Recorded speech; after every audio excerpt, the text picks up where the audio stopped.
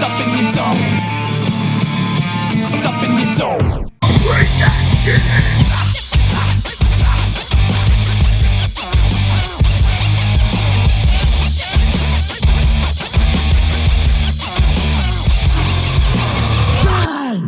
Hello and welcome to Digging in the Dome. Spooky ass episode. Have returned. Evil Kevin back in the hizzy. Man. Yeah. So yes, we're on the witching hour. We're almost there, baby. Well, the witching hour, not like Red Zone, the 3 o'clock hour when games are decided. Scott Hansen, whatever the guy's name is. Yeah, so we're going into Halloween weekend. Oh man, how exciting! It's freaking end of October already. I can't believe, dude, it's crazy. We know that means it's so funny. It's as you get older. Yeah. It's such an old person thing to say. Yeah. You're like, I can't believe it's this month already. I can't believe it's 2021. Yeah, exactly. The future. Yeah, it very is an old man. Yeah, it's action. It's pretty remarkable though that we've made it this far. We've done it. I thought we would all be dead by now. Yeah, well, based on how last year went and yes. The beginning of this year. So here we are. We were alive. Yep, and kicking, man. Things are going well at the old Digging the Dome. Yeah, we dude. got a lot going on. Yep. Had some amazing guests recently. Got some others lined up in the not too distant future. Yeah, look, man, we got Jiggy was a great guest. Yep. Hempsey was a great guest. Yeah. We like guests with a E sound at the end. Hempsey, Jiggy. Where Casey is coming on. Casey Jost is Colin Jost's brother is going to be coming on. He's also an Impractical Jokers guy. So we're trying to get. See, the plan is you start getting all the ancillary cast around the Practical Jokers, and then you get the Jokers. So next thing you know, Murr's going to be on here. Sal will be rolling in. Frankincense. Oh God. Oh. Such a bad joke, but I wholeheartedly stand by it. I understand that when you get the John Candy one, the one that kicked that thing off was one I was very happy about doing the backflip. And you guys are like, I don't know what you're talking about. And I got defended vigorously online. You're like, I know Harry Crumb. Everyone was on my side, which was positive. Harry Crumb is a weird hill to die on. True. And we just oddly took a drink at the same time. We're both thirsty boys. So yeah, the Jiggy episode, the Jiggy episode was great. He was fantastic. Very cool to have him on. And we also will be featuring a new sponsor today. We have a new spot. And we have another one coming around the corner. So we're getting some more people that are interested in having Digging in the Dome talk about them, which is also a very positive fantastic thing. And we'll make it yet another podcast where we mention our good friend DJ Bonix. Of course. Because if we didn't, it wouldn't be every podcast since we've had him on. Yeah, exactly. But the great thing, so he actually, when I was texting with him, he was like, when am I going to be able to come back on? I'm like, you can come on whenever the fuck you want. Yeah, seriously. So like, we'll when have him on again. again. Gallivanting all over the fucking world. I'm like, I'm going to fit into your schedule. He's like, oh, I'm hanging out with Redman right now. I'm like, oh, well, I guess fuck me. Fine, rightfully so. You should. Or have him on too. How about you get some of those celebrity friends to kind of come on in? No, but that's it's cool. He seems to be having literally the time of his life. Yeah. So you gotta appreciate that with Bonix. Do you want to let's just fly right by sports? It's not going. No, you want to talk about the scariest thing of this part of this episode? It is how badly our teams are doing in football. Well, I mean, actually, technically, the Steelers have won 2 in a row. That's right. The Eagles have not. But the Eagles, oh boy. Well, they got to play the Lions next week. Oh, yeah. If they lose to the Lions, man, pack that shit in. Dude, they may as well just lose every game from here on out. Well, I mean, they're probably going to lose the majority of them anyhow. They are not a good team now. What was Sirianni talking about? He was talking about flowers, a plant. They're hopefully it's something to put on top of him when he's dead. It was some ridiculous nonsense he was talking. Laying on his grave of his career. He was talking of something about flowers blooming if you water them or fertilize them or something. He's basically saying, look, he's got to nurture his team and carry them through this very difficult time as they're trying to figure out how to play football for some reason. They're professionals. I mean, realistically, you got a rookie quarterback, you got a rookie head coach, you got a rookie offensive coordinator, you got a rookie defensive coordinator. This is kind of the way that you thought it would go. Yeah. It's not going to be it was more likely that this would happen than the other side of it, like them being like 5-2 or 6-1. Right. Like, oh wow, they everyone would be like really surprised. Yeah. But I'd rather get my pain out of the way early. Right. If you're going to plus stink, you had their best defensive player, arguably, besides Darius Slay, blow his fucking Achilles out, and Brandon Graham. So it's like the expectation is for mediocrity is expected. But right.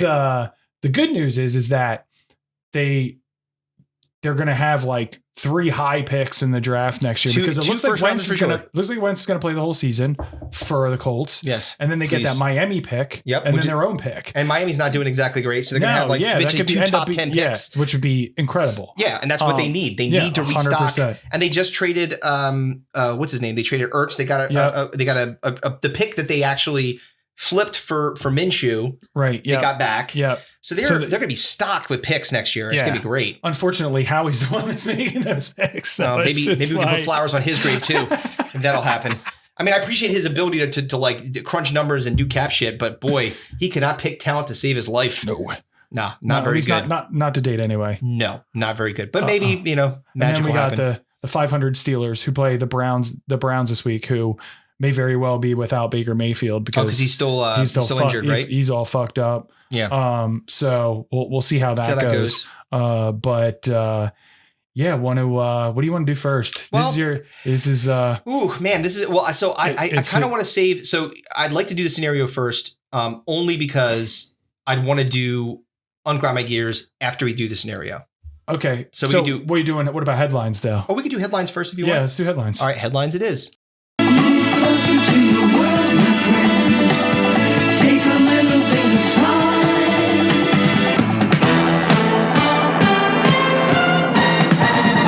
Hello, this is Dennis reporting again. All right. So you'll see here on the bottom of the screen, we're going to have our headlines pop up here. And our first one is, school board president caught on hot mic cursing out parents' speech. Right. So the question is, if you would have clicked into it, which of course I did not, what is it that was said that pissed off the school board president to the point where he had to go into a profanity-laced tirade on what I assume that he thought was not a hot mic?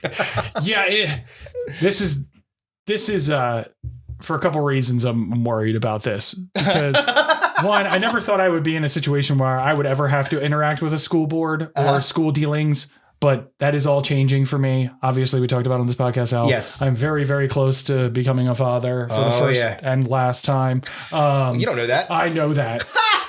Unless you take preventative measures. I will. I'll take them myself. I'll fucking hammer my nuts into oblivion. I like it. I like you're like, no. This ain't happening again. I promise you. I promise you. I believe you now.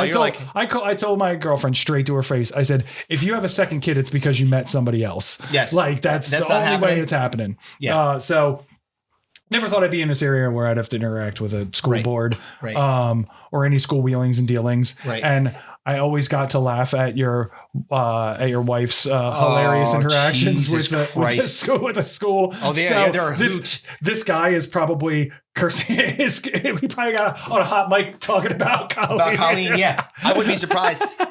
I mean, I told this story before, but when COVID was in full swing and we were finally getting back into school a little bit, and Sammy was going back in. She said that she had a stomach ache, and that was somehow like COVID. And Colleen lost her fucking marbles. She lost her fucking mind, and she went on a tirade in the school in the front office with the principal there and the nurse there, and the nurse is like horrified, and so. She does this, and then I have to go in and clean up after it. Because she's like, I'm not going to go in there and bring her back into school. You're doing it. I'm like, I'm not the one that just fucking like scorched the earth. Like you literally, I got to go in there and uncomfortably deal with these people. They're all looking at you like, yeah, I know. They were like, fucking stank face. When I called because I had to call the nurse ahead of time to make sure that Sam can go back to school. And I'm like, and she's like, I'm so sorry. Your wife was very upset, but I was just for protocols. And I'm like, I just want my kid to go back to school. She's fine. Could you please not make a thing of this? I don't want to have to. I'll put her in an astronaut helmet. I'm like, whatever. I don't want you to have to explain to me your justification for my wife's meltdown. It was her meltdown. And then I had to interact with the principal too at some point. And she was like, and I'm like, she gave me the look. Yeah, I gotta get a coin. I don't have a coin. Oh, man. Pause for coin. I'm coming into the coin. There we go. There's the coin. All right. So I'll flip it this time since you flipped it last time. Okay, cool. You call it in the air, my friend? Yeah, sure. Go ahead. Tails. Heads. All right. You want to go first? Do you want me to go I first? will go first. I will, because I love this one, and this is my favorite one, my first one. So, okay, so if it was an election year, the parents stumping for like an opposing candidate. At our school district, it is an election year. Yes. Like they're electing all the fucking Which means that it could be everywhere. People, yeah. So like real smear campaign, you know, like the commercials you see? President Willie Hansen hates teachers, roots for our rival team, and might be a pedophile. Do you want Willie Harris fucking your kids and rooting for the Methacton Warriors? Vote Jennifer Simon. This was paid for by the Warriors for Super PAC. So he's not like, you bitch. You fucking trying to throw me under the bus? What do you mean pedophile? I didn't do any of that. You just they throw things out there. Speaking of which, what? What? my first choice is he was mad at why the parents were asking about the lingerie lap dances the teachers were getting. Oh yeah, the lingerie lap. So Chris sends me this article. I guess it was a headline. And all it said was teachers getting lap dances from students in lingerie, and it's all on film or something along those lines. And Chris says to me, he's like, "This is great," and I'm like, "Yeah, it's great if you're fucking Jeffrey Epstein. What the fuck?" And he's like, "No, I mean it's hilarious. Great from a funny perspective." Oh my god! And I was first of all, how unprepared are you? If you are receiving these lap dances, you could be like the Dave Chappelle. Put all your cell phones in this bag. You're not recording my set. What are you doing? How is this being on film? How is How are there lap dances happening to teachers? Listen, that happened. It's not. We're not co-signing it. We're just saying that at least if you're a teacher, I question. I have a text message that says otherwise. Don't try to spin this to make me look bad. Don't you put that evil on me, Ricky Bobby? No, but don't you think these are teachers that are supposed to be smart enough to teach my kids? If you're not smart enough to get rid of all the video evidence of you getting a lap dance, I don't want you teaching my kids about the fucking Civil War. How about that? That was my first one. He wants to know why parents are complaining about lingerie lap dances. So my next one was maybe the school board president was from the Gruden coaching tree, and the parent was talking about equality with minorities in the LGBTQ plus community. You know, he didn't know it was a hot mic, much like Gruden didn't realize those private emails were going to be made public to literally everybody. 10 years later. Yeah. It's funny. I had something similar to that with teaching critical race theory. It's like, it's like that. It's such a hot button topic right now with it's the way it's presented is the problem. You know what I mean? Yeah, totally. Like it's not, of course we should be teaching our children what actually happened in our history. Regardless of good, bad, or indifferent. This is what happened. It's not literally whitewash it. Yeah, there you go. So, but having a tagline for it and having it like this, where you're being critical of a race, that just blew it to smithereens. Yeah, exactly. Like if they've just saying that they were, creating a, it's like Common Core math when they changed math. Oh God, remember they changed it? Infuriating. I'm like, freak the fuck out. Well, right? Because I'm like, wait a minute. This is how I learned it. Now you're because you'll know this. Yeah. Now you're gonna have to learn. I have to teach fucking. Like they're putting grids on an addition thing. Like just add the goddamn numbers together. Yeah. Why are you putting this into a grid and then putting it over here? And I'm like, you guys changed math. It's math. You can't change math. Exactly. It's infuriating. Yeah. So that was my second one. Oh man. He was bitching about critical race theory. Oh, so well for 1 second, just I wanted to tell this story about my experience at the dentist. So, and it ties into what you just kind of said, sort of, but not really. I was gonna say what? You'll see what I'm talking about. So, do you ever notice when you're at the dentist and I don't know if you get this, the hygienist that wants to talk to you while. Oh my God! I have one of those. This is like the old Bill Cosby thing where he's like, and he's doing the thing, but this is. I don't know where you go to the dentist, and I'll tell you off mic where I go. Same here. But the woman, I get the same hygienist, and it's gotten to the point. And Colleen goes the same dentist I do. My Colleen goes the same dentist I do, and we've both gotten to the point where we're going to ask for another hygienist because this woman rapes your ears the entire time. It's like you're fucking my mouth and my ears at the same time. It's just like I can't take it anymore. Yes, please just stop talking. She was just going on. And look, they start this the conversation. Woman told me about her 85-year-old grandfather killing himself in the bathtub. Oh, that's good. At the dentist. No. She's like. So then he slit his wrist the right way and sunk into a hot bath. Rinse. Yeah, exactly. You're like, what? I'm getting out of here. I'm leaving. Dude, seriously. Holy shit, dude. She would not stop. And look, again, I'm not trying to be a dick. And I'm nice to people. You want to talk? That's fine. Right. But she's talking about her, going literally in detail about how she rescued dogs and how this one rescue dog didn't work with the other rescue dog and how she tried to rescue dogs, but then people would go and get it. And she's just sitting there cleaning and I'm like, I don't want to hear this. Yeah. And then maybe the most disturbing part of this whole thing is that she's wrapping up. She had talked about the bibs that they have. And she said, the blood catchers. Exactly. And she's like, yeah, well, just, when she put the bib on and she said, listen, it might fall off because it's not really good quality. And I'm like, oh, it's fine, whatever. And then it did. She was 3/4 of the way done cleaning my mouth and it fell off. And she's like, yeah, these things, man, they're really not good. Damn Chinese. I was like, what? I was like, she said when she did it, she's like, damn Chinese. Like that. She's whispering, hitting nuts. You know what I mean? You get it, right? I'm like, no. Don't lump me into this. Where's the video camera now? She's pressing down with a hook in your mouth. Exactly. I was like, right. I'm like, yes, please stop hurting me. But for her to just throw it, she's talking about her dogs, very kind of older lady stuff about how she has dogs and how she loves dogs. And then to shift into just slightly, but not too quiet, unnecessary racism. Damn Chinese. All right, so let's floss. Over the crappy bibs. Jesus Christ. Yeah, I was like, I didn't need to respond to him. Yeah, great. So anyway, move on to the next one, or do you have another one? I did the Gruden one. I got one more to this one if you didn't have one. So the last one I had was maybe that this principal was, because sometimes this happens, you're friends with some people in the community, they're friends, and the parent invited the principal over and he took a nice bowl clogging shit in their bathroom. She's and it had incurred plumbing repairs, so she was going to try to collect. It's you took a dump in my bathroom, you fuck. Why would the school board president be in her bathroom? Well, because he got invited over for dinner. Why would you invite the school board president for dinner? Give him some some thick, spicy pasta. Next thing you know, he's dropping a big thick pile in your bowl. That is a ridiculous scenario that I doubt was the answer to this question. I didn't click on it. You don't know. You didn't either. All right. So now we go to the next one. So here's the next one. 6 exercises to help seniors build strength, improve balance, and prevent falls. You can go first on this one.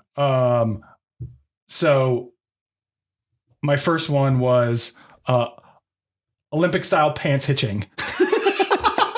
Pulling it up. Dude, his pants are up to his tits, but his fucking lats are fucking sick. Just the outside. He's that fucking swimmer shoulders, man. Got traps. Jesus, goddamn. So my first one was shaking your fist angrily at people trying to do something to your lawn or being on your lawn. I had angry cloud yelling. There you go. That too. From The Simpsons. Yes, that's a good one. Old man yells at clouds. Yeah. What else do you have? What else did I have? Here, I'll do the next one. Okay. You're looking for that. The mailbox shuttle. So shuffle your way back and forth to the mailbox. The mailbox shuttle.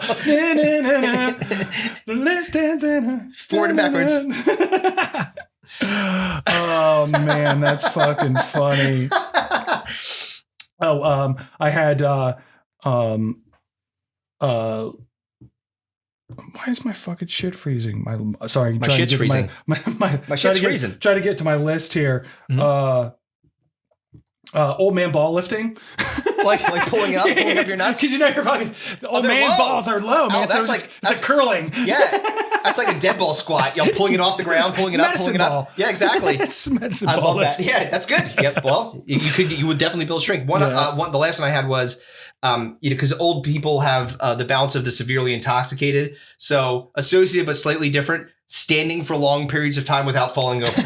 Isn't that what their exercise is supposed to be? Yes. To prevent them from falling over? Well, but this is going to be... not falling over is not falling over is the exercise in and of itself. Just do it for a period of time. It's like marathon. If I'm going to start running or training for a marathon, I do a mile. So you do about 30 seconds without falling down. Then you just start ramping it up. Next thing you know, 10 minutes, you're standing, no falling over. I I just put on a reference here of the old man from The Simpsons with his pants down. Old gray mare ain't what she used to be. Ain't what she used to be. I'll pop that in there. That was the old gray mare dancer. Was that the same guy that got football in the groin? I think it was that football in the groin was Mole Man. Oh, Mole Man, you're right. Yeah, You're right. It was the other guy that lives at the home with Grandpa. He's got the bald head and the little side jaw. He ended up at the fucking I didn't do it. Remember this? I didn't do it, boy. Yeah, because they got rid of the I didn't do it, boy, because he had lost his luster. Yeah. Oh man. Oh, that's great. God, I love headlines. Oh shit. All right, so now we get to the scenario. Your scenario. Yes. Here we go, yo. Here we go, yo. So what's the scenario? Here we go, yo. Here we go, yo. So what's the scenario? Good news, everyone. All right, well, you read this one out, my friend. This one's yours. Good news. Good news. All of your favorite childhood movies are being remade or rebooted for seemingly no reason at all, other than, Hollywood is completely uninventive. Yes.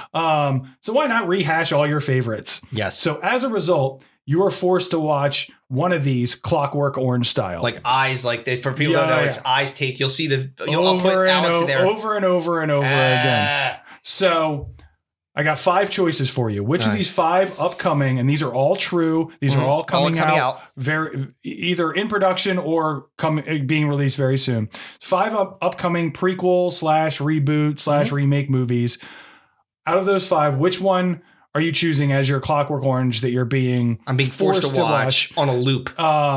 And which ones would you want to watch the least? So we'll rank them from worst to best. Right, exactly. Got it. Okay. So here's the 5 movies. Ring it. First one is Wonka. It's just called Wonka. Yeah, it's the Timothée Chalamet prequel to the original Gene Wilder Willy Wonka and the Chocolate Factory. Right, because we need an origin story. Number 2, Home Sweet Home Alone, which is the sequel to the second Home Alone, the last of the Macaulay Culkin Home Alone. So this is technically the third of the Macaulay Culkin trilogy, we'll call it. Even he's though, no longer lost in New York. We don't know if he's actually in this movie or not, but Buzz is. Buzz is in the movie. We've already seen him in the trailer. So they're taking those other ones that came after that, 3 and onward, they're throwing those in the garbage. They don't exist anymore. Yeah, they threw this one in the garbage. All right, well, you don't get ahead of yourself. Sorry. I'm getting angry about it already. Number 3, Ghostbusters Afterlife. Which is the sequel to Ghostbusters 2. Yes. Right. Number 4, Fletch, which is the Hamm. John Hamm reboot of the classic Chevy Chase comedy franchise. Yep. And number 5, The Batman. Which is the Robert Pattinson reboot of Batman, which has been done so much endlessly. so many times. All right. So I'm going to flip the old coinaroo. I'll call it. Hits. You said heads? Yes, sir. Tails it is. All right. You want to go first? I'll let you go. How about this? We'll go back and forth. I'll let you have the first one that you chose for the worst, and then I'll do either if we're on the same page. So what is the one that you're absolutely, definitely no way you're doing? Wonka. All right. No fucking way. No Wonka for you. No way. Yeah. All right. So the first one, Gene Wilder. It's fantastic. It's weird, and it's it's got the Mike TV and all the Veruca weird Salt characters and the fucking weird grandparents that just spend the entire time in bed until he gets a ticket. Then he can fucking tap dance. And he's always wearing the gown. with the fucking cap, the sock cap. Oh my god! But then they made the Johnny Depp one, which was a nightmare for multiple reasons. He looked like Michael Jackson. You know what he looked like? If you know how you like in old black and white movies when you try to colorize it? Yeah. It looked like they did that, except it was the Dutch boy paint guy. Remember Dutch boy with the haircut and his weird white teeth? I hated and odd voice affectation. I hated that movie. So I'm not a Wonka stalwart by any stretch. So for me, having to be forced to watch this movie endlessly. How did he get the Chocolate Factory? Where did he find the Oompa Loompas? I could give a flying fuck. Yeah. I don't care we got those weird orange dudes. Patton Oswalt has a great bit up talking about the when they released the Star Wars prequels. And he's like, you like Darth Vader? He's like, yeah. He's like, cool. He's like, how about we show him when he's a little kid? And he's like, no, I don't want that. I don't want that. Yeah, exactly. I want the thing that I like. The thing I like. Yeah, exactly. It's like I don't want to do it. So yeah, Wonka. Fuck that. Yeah. All right. So what's your first for worst? And the first for worst, this is an easy one for me because it's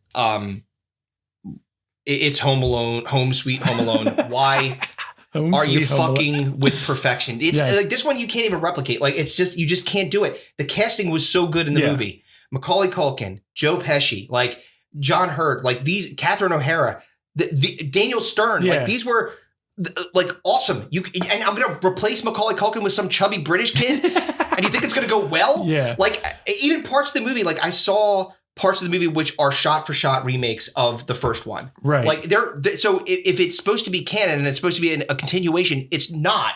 Because they're just doing the shit that they did in the first one, but making it worse. Yeah, it's the fact that it's further along in the years, in the annals of the history of the movie, right, doesn't help it, in my opinion. No, I mean, like, yeah, it's cool to see Buzz grown up as a cop in the neighborhood. Right, I could have seen that in a short. I don't need to see that.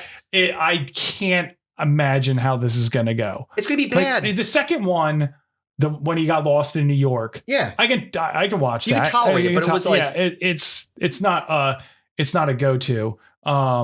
So my second pick for the next one is Home Sweet Home Alone. Yeah, so that one, by the way, just real quick, just to follow it up, like it doesn't make sense in the context of 2021 because I'll have an app, findmychunkyson.com, and then next thing you know, I'm tracking him on his phone. Little Lord Fauntleroy is going to be in your arms before you know it. I got the little, it's a little British boy in my arms. How he gets left home alone is, and how they don't rectify it immediately. Like, I'm going to text him. I'm going to call him. I'm going to FaceTime him. I'm going to fucking WhatsApp him.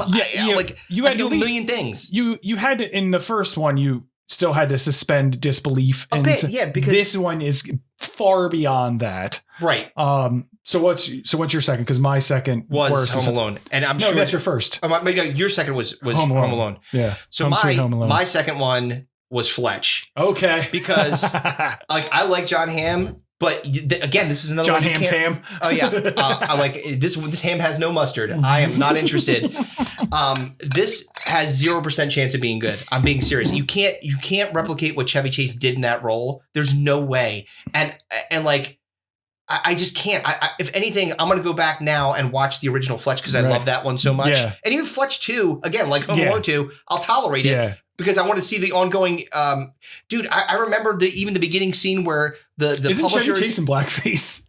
He might be in the first one. I don't know. John Green's like, yes, favorite movie. That and Soul Man. He's dressed up like a Lakers player. Oh right, you're right. But I can't remember if it's blackface or not. If he's just, or he just looks like. I don't remember. But whatever they captured in that movie and the interest. It was an interesting movie. It was kind of mystery, like a mystery kind of movie. It was funny. Almost like a Pink Panther-esque, like kind of like he's always like somehow he stumbles ass backwards into success. Exactly. Right. Yeah. So but I can't. I like I said, it has nothing to do with John Hamm because I really think he's a good actor. I just don't think that movie A needed to be remade and B can be done better than they did it the first time. I would agree with you on that. So your first worst was Home Sweet Home Alone. Yeah. Second worst is Fletch. Mine was Wonka and then Home Sweet Home Alone. So my third worst is Fletch. So I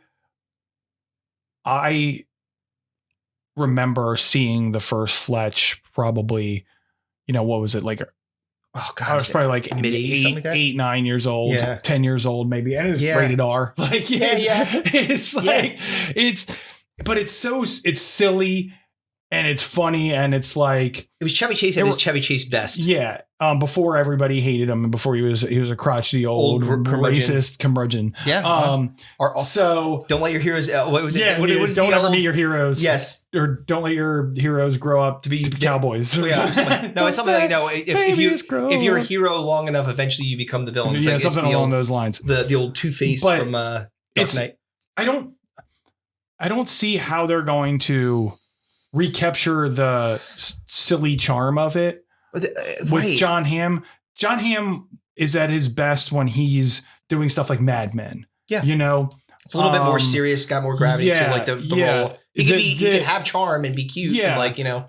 All right, so, I mean, with John Hamm in that role, it feels like it's going to be more like Bond-esque than like this silly, campy kind of. Is it going to be more action oriented or is it going to like live up to the campy standard that I just don't know how they're going to. I just don't know how they're going to pull it off. I don't think they're going to be able to pull it off because I don't think. But in my opinion, it's far better than Wonka or Home Sweet Home Alone will be. I mean, look, all three of these are. So what's your third? What's your third worst? Was Wonka. Okay. So we've essentially just we just kind of flipping around. But now we're left with Batman and Ghostbusters. Yeah. So why was Wonka not as bad for you as Home Sweet Home Alone and Fletch? Well, because those movies are a lot more poignant to you. Yes, because the originals. Because Willy Wonka. Look, because I've already been subjected to a remake of like white teeth, Dutch boy, weird voice, like his brain affectation when he's doing his.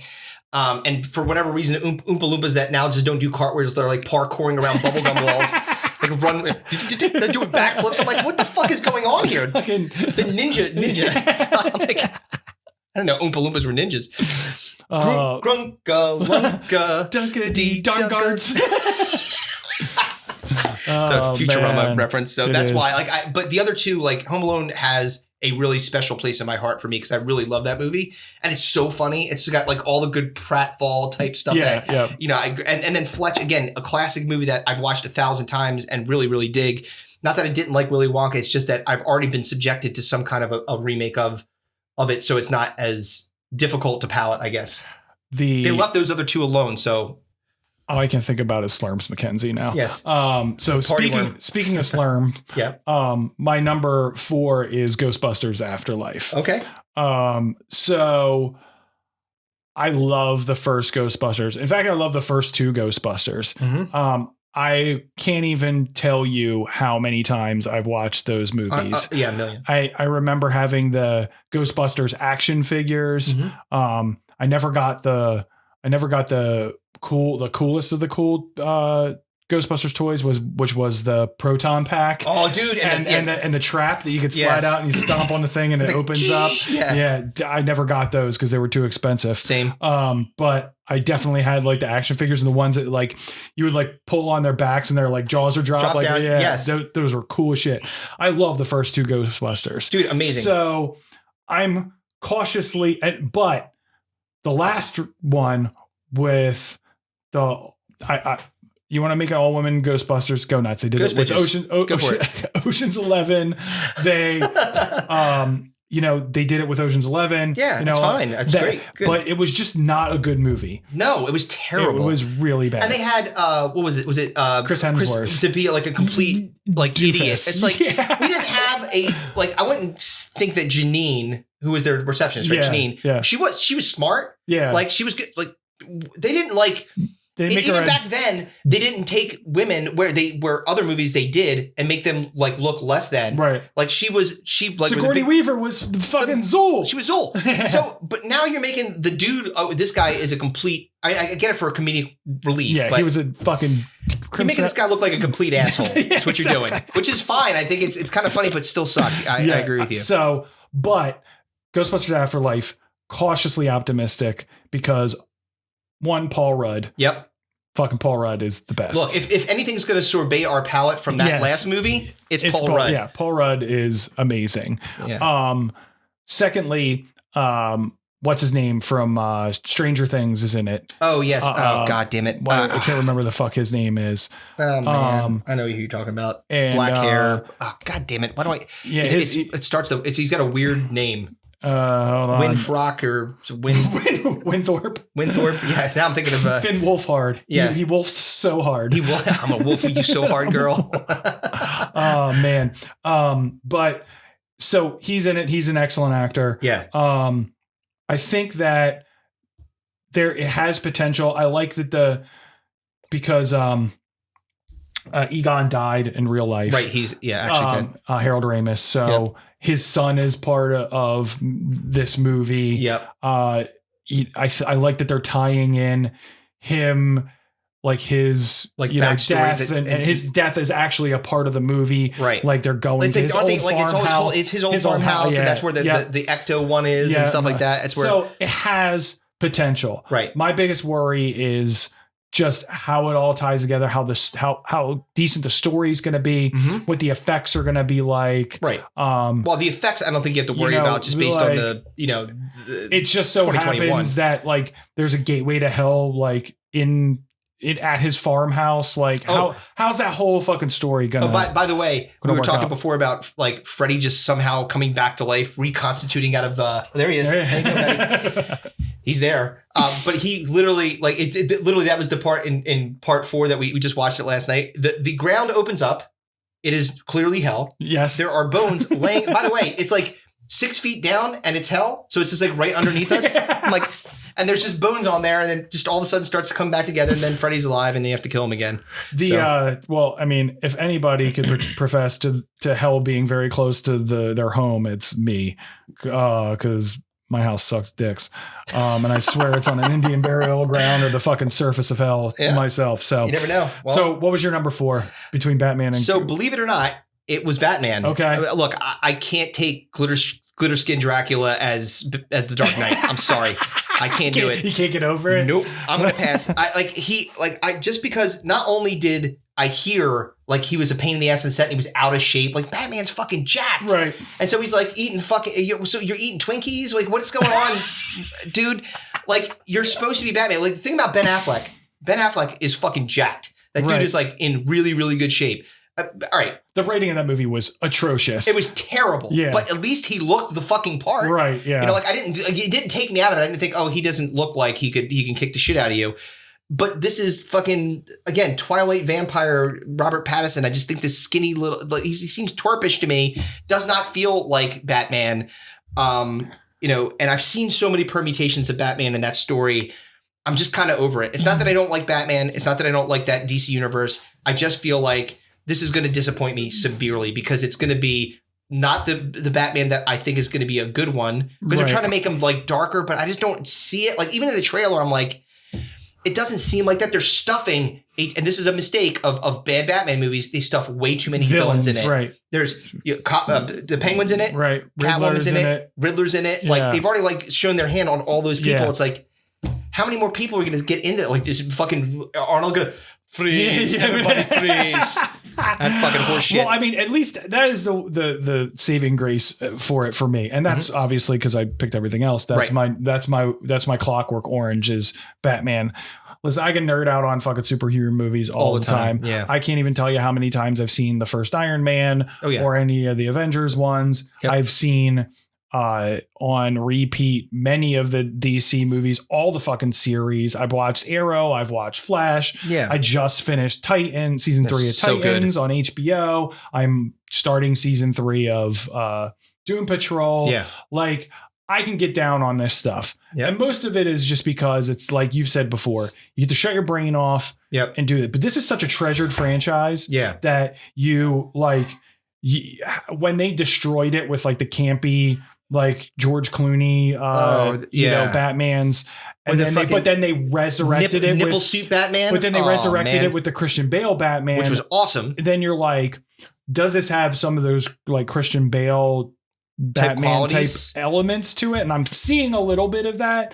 It's a little bit darker. Mm-hmm. I want him to go darker. I want it to be, the Dark Knight trilogy. Mm-hmm. Like I want him to be more along the lines where he's like, he's getting to the point where he goes over the edge and he actually kill people. Right. So I'm thinking that in order to do that, I have to shut my brain off that Robert Pattinson. Yeah, I'd rather have Robert. I don't know who Robert Pattinson is, but I guarantee you he'd be a more the convincing. author James Patterson. Yes, fine. But I have to shut my brain off that he's the one that's playing Batman. Yeah, I just see him. Like, and then I'm just like, it's just Batman. It's nobody else. That's just so good. It's so good. There's not any money in there. That's just Batman. Yeah. But it's the actor. No, we don't need to say his name. Let's just ignore that. But the Batman is the. Now that's the roll of the dice with this though, is that if it turns out to suck, then I'm stuck with my fucking eyes pinned open watching it fucking ad nauseum. So at least if I'm going to be stuck in that situation where if it is bad, I at least have the DC universe and everything else that goes along with it. You could at least say, okay, I could stare at Catwoman for a minute. Before I go slowly insane. Yes. So the reason that number one was Ghostbusters. And the reason that I took Ghostbusters was for the reasons that we just talked about, which was Paul Rudd's in it. Yeah.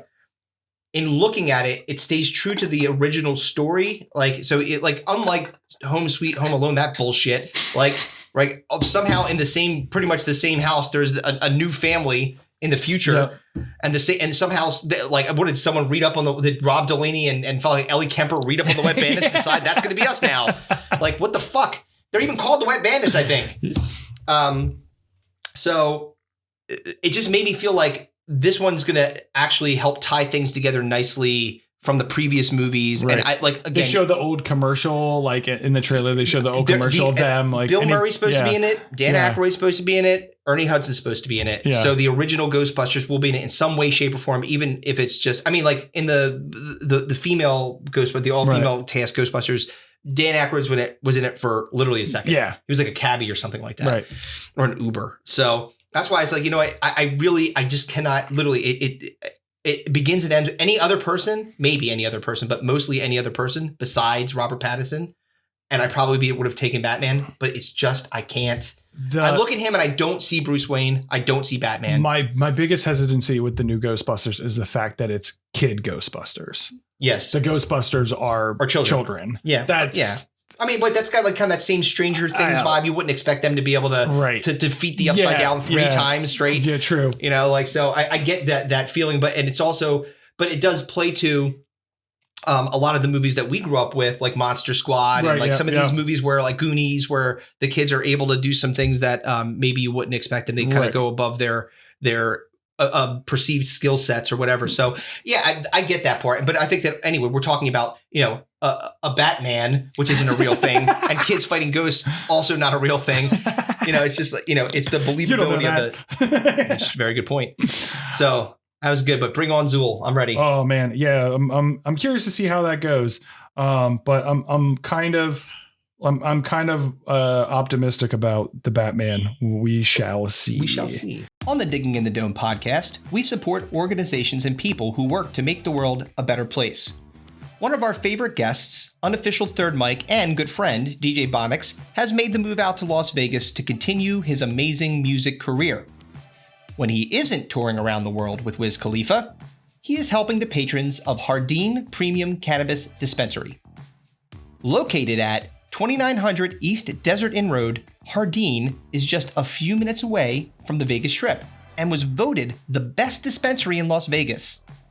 This exquisite, world-class dispensary offers top-shelf customer service and a wide selection of the highest quality cannabis products to choose from. Hardin is the place to see and be seen in Las Vegas. It's a place where high-profile celebrities, Las Vegas locals, and many tourists convene together to get the VIP treatment. VIP as in very indulgent pot smoker. I just made that up. Take that, every improv troupe that rejected me because I was too short. What did that even mean?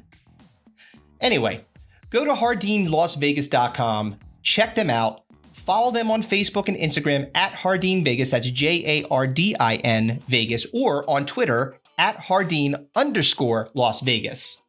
And obviously, go visit their store located at 2900 East Desert Inn Road in Las Vegas to see their amazing selection and support our pal and third mic, DJ Bonix. Make sure you tell them Digging in the Dome sent you. Hardin Premium Cannabis, the finest cannabis establishment in Las Vegas. All right, now let's get back to the show. And we're back. So go see DJ Bonix out in Las Vegas. Go check out Hardin Premium Cannabis Dispensary.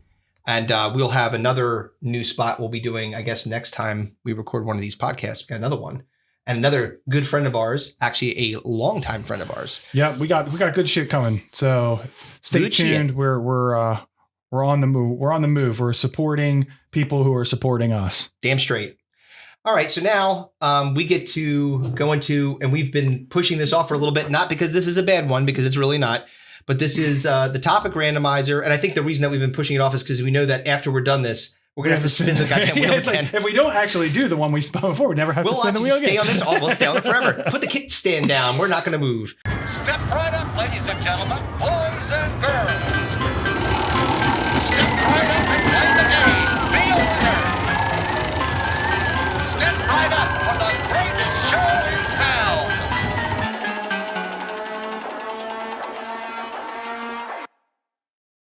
So this one was Ungrind My Gears. Yeah, so I'll flip it this time. Yeah, go ahead, my friend. Tails. It is heads. All right. I'm gonna go first. Go for it. So I want to get this out of the fucking way. Because you have to defend something you don't like? Yes. All right, go ahead. Go for it. I can't believe I'm doing this. So having children now. That's a good one. I honestly, I didn't even think of that. But I just thought about it right this second. Yeah. That'd been a good one for you. I refuse to defend that. Very poor decision. No, I've said on this podcast multiple times, how I feel that there are certain things that are part of the downfall of humanity. Is it this thing? One of them being social media, which if you heard the news today, and we're recording this on Thursday, October 28th, Facebook is rebranding. They're changing the name of Facebook. The company Facebook, it's going to be called Meta now. Just Meta. Yeah. So Meta? if you can get any more fucking evil villain Lex Luthor of Mark Zuckerberg by being welcome to Meta. Yeah, exactly. That is weird fucking data looking ass. He does look like he Data. looks like fucking Data from fucking. I'm going to put it side by side up generation, so you guys can see what we're talking about. He does look a lot like Data. But so I always said that social media and reality television were the downfall of society. You did say that, yes. So I am not going to defend social media because that is the fucking worst thing in the world, and it's literally tearing the family apart. But so that means that I'm going to defend. I don't want to do it. Say it. I'm going to defend. Do it. Reality television. But it comes with a caveat. Are you putting disclaimers on this thing already? No. So okay. Basically, here's what it is. Do I like reality television? No. There are reality TV shows that I think are horrible and that I will never, ever, ever watch. Like, let's see, for example, Real Housewives, which you've brought up. Yeah. Or any of the disgusting doctor shows like Pimple Popper? Dr. Pimple Popper or My 600 Pound Life or any sort of freak show fucking, I swear to God, there was one Dwarves called of the Hills or One Ton Sisters or something like that. I'm like, 1 Ton Sisters? Jesus. Any fucking like talk show where they roll out some fucking half-assed fake doctor, like Dr. Phil, any of that shit. I can't stand any of that fucking nonsense. Even some of the competitive shows that you would think like, the one that's hosted by Bert Kreischer now, the Go Big Show, or America's Got Talent, who we had a contestant from America's Got Talent on this podcast. Don't like none of that shit. None of it. I don't watch any of it. The Voice, none of the music ones. I don't watch I don't know. You're supposed to be defending this. I'm getting there. I'm working through it. All right. I gotta work through my trauma first. Go fine. Get it all out. I want nothing to do with that. Okay. So if I'm gonna defend this nonsense, I need to dig down to my pencil point of where you can tolerate what I'm going to enjoy. Okay. And that is cooking reality shows. Okay. Like Master Chef. Very specifically The Great British Bake Off. Oh yeah. God, do I love The Great British Bake Off. Oh, Charlie Good, yes. Anything where I don't know what it is about British accents that like lulls me into lulls me into calmness, comfort, and like I could fall. I put on like anything with British accents. I fall like asleep at night. Like it's like white noise. Like I could put on like I'll put on the Harry Potter books on Audible, and it'll knock me right. Anybody who's fucking David Attenborough, like commentating Planet Earth, and good night. Yeah, so but. The Great British Bake Off is fucking excellent. I love that show. I love all the fucking characters. Fucking Paul Hollywood is the fucking man. It's so. Have you ever watched it? I've watched a couple. Yes, it's fantastic. I've watched pretty much every season. Mm-hmm. There's just something about it. I think it's because it's not American. Yeah. So it's got more like tolerable. Yeah, to a degree. It's like I'm learning at the same time, you know what I mean? Things that I wouldn't necessarily know. Yeah. I fancy myself. I fancy myself. He's even getting in British accent. Yes. Very good.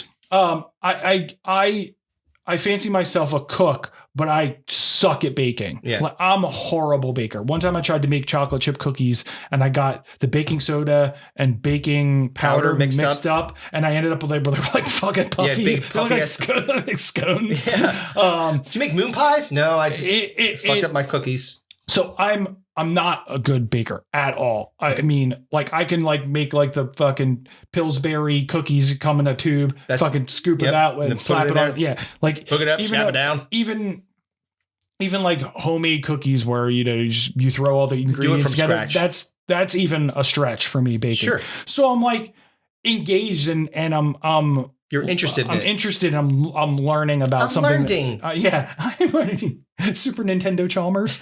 But like Prue and Mary Berry and Paul Hollywood, all the characters. I just dig it. And the people that are there, one of my favorite things is when they start out and my girlfriend and I have watched every season to date. Yep. Is my favorite thing is picking the people that we instantly like and we instantly dislike. Yeah. And it's just like, just by their mannerisms, how they talk, how they act, right? How quirky they are. Yeah. Some of them are like over the top weird. And I'm like, no, fuck that guy. Remember Jiggy was like, make it more weird. Make it weird.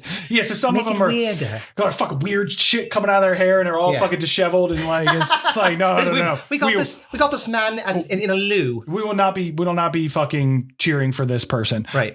So the and then they'll have like, like the cute kind of like quirky girl or like the fucking incredibly handsome, like, but incredibly gay dude. Like, and it's cool just picking out your, like, who you think's going to win. The horse that you want to win the race. Exactly.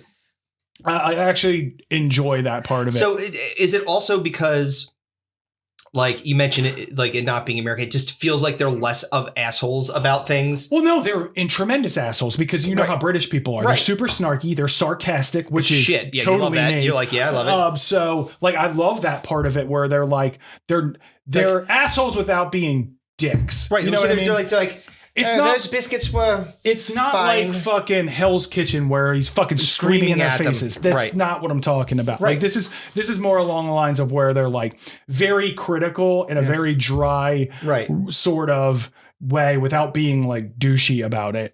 Where they'll be like, they'll pick their fucking whatever scone up and be like, it's got a soggy bottom. You know what I mean? Like, fuck you got a soggy bottom, Paul Hollywood. It's been overproved. It's like underproved. Yeah. Like they're super critical, but they're not like over the top assholes about it. Right. It's just, I don't know what it is about it. You just like it. It's comforting because it's not like, they're very like the way the announcers are, where they have them set up and they're in the tent that they have the process. Love it all. I also used to watch Iron Chef all the time. Love Iron Chef. Dug Iron Chefs. Yeah. That was the shit. Until I got to the Alton Brown point of Iron Chef, where he was hosting, which I didn't mind. And I even liked some of those shows. I liked Alton Brown. I liked Bobby Flay for a while. Sure. I never got into the ones where like they had the crowd there, where it was like a talk show almost. Yeah, no, like, it's too much like Good Morning America when they're cooking something. Yeah, like, or let's make it. Rachel Ray. I never got into that. Or Emerald even. I never really got into. Yeah, like, but there's something about this, while I'm enjoying it, I'm reminding myself like, fuck, this is reality TV. It's a competition show. It is. And I'm just like, God damn it. I don't like liking this. Yeah, I don't like liking this. And then, so that's why I had to preface it with all the other hate all the other had. shit that I had to fucking wade through. Mm-hmm. It was like fucking trudging through a fucking swamp of sewage and garbage. And it just pinning my nose as I get to the point of where I found something that I actually enjoy. Part of the topic randomizer nothing's easy with this fucking wheel. Definitely not. So it's like it's always supposed to confront your fucking reality. Exactly. It's basically what it is. Hypnotize yourself and then get some repressed memories out of you. Yeah. Fantastic. I don't want to do that. When we had Jiggy on and he was talking about cooking in his show and stuff like that and his podcast, that brought this into my and I was like, I knew this was going to be my pick for the topic randomizers. It was like, fuck, man, I really like the Great British Bake Off, and it's good, and it's just goes very, very directly in the reality television program, 100%, and it fucking sucks. Yeah. So I want to be like, no, that's a cooking show. It doesn't count. No. They're just cooking. It's reality. It's reality TV. Unfortunately. But yeah, so it also made me want to try baking a little bit. But even though I'm like super like I'll teach you how to bake, buddy. I'm good at doing it. It's not that I couldn't. I'm just intimidated by it. The reason I like cooking over baking is cooking is not exact. Baking is a science. You have to do it exactly. Exact science. Cooking you can go by feel, by taste. Yeah, you can't be doing that shit. You could go a little rogue and have it still turn out good. Right. But you can't do that. I'm gonna put more yeast in this. No, you're not. That's a bad idea. Exactly. Yeah. Oh man. So yeah, baking. If you're not exact with your measurements, you're finished. And these people are creating sculptures and stuff like that. Like they're like masterpieces. Like bananas. It's beautiful how they are able to do it. Like I'm making pastries. Like making bread's hard, but like it's not nearly as difficult as like creating a cake, making pastries, like making like a cupcake, a really beautiful cupcake. Yeah. Like and just because there's so many parts of it, it's the science part of it. It's also the construction of it.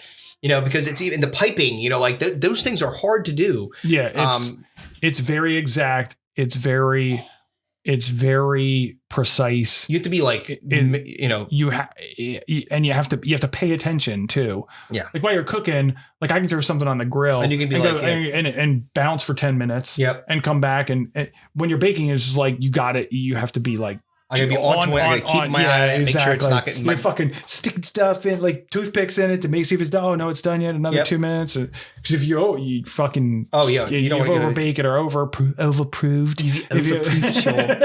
You're fucked. There's no going back. You start over. That's all that happens. Disgusting. So that was it. That was my pick, yours. man. All right, so fucking cooking shows. That's a good one. So your stupid reality TV. That's all right. You are. Now he's going back to hating. Yeah, exactly. So my topic is connected to something we talked about already, which is movie reboots. So here is the counterpoint to our general feeling about that. Okay. All right. So feature films have existed since 1906. There's an Australian movie called The Kelly Gang. It was the first one ever. So that means that's 115 years. 115 years of making entertaining viewing content for the masses.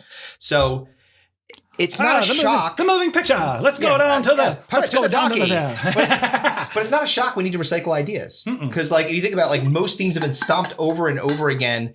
Love stories, crime dramas, coming of age stories, world events, superpowered humans, magical stories, like fairy tales, like they all. Indie kind of movies where it's like really specific about a specific guy that works at a fucking a mailbox plus or whatever. Right.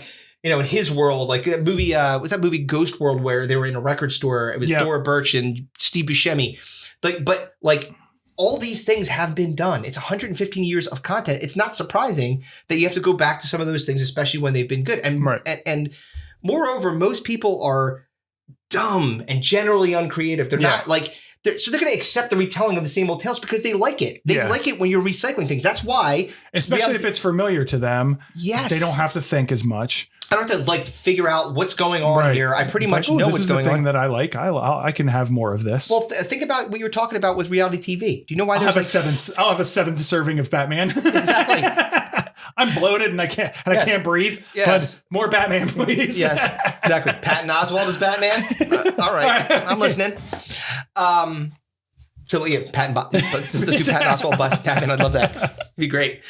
But point being is like it's easy for them to be able to absorb it because, to your point, it is familiar. If you think about like things like the Real Housewives of whatever city, you know why there's 50 of them is because it is a repeatable process that people will go and watch. They'll see the same kind of things. They'll have the same kind of visuals, the same kind of sequencing where it's moving from the interstitials. It's a formula. It's algebra. Might as well. It's like A plus B equals C, and they just take city and people equals this. I guarantee you this. If you and I watched, unfortunately, we forced ourselves, Clockwork Orange style, to watch a season of The Real Housewives or wherever, we could produce 1 million of them exactly like that, and people would love it. Yeah. Because it's not clever, it's not tricky or anything like that. So, and that's why Hollywood keeps pumping this stuff out, because they're like, well, if you're just going to keep eating the same stuff, we don't have to be creative. I could not spend a lot of money on the creative mind. I'll just go with what is working. It's feeding all kinds of ad revenue and all kinds of dollars. It's why one of the reasons why people are super critical of like the Marvel universe.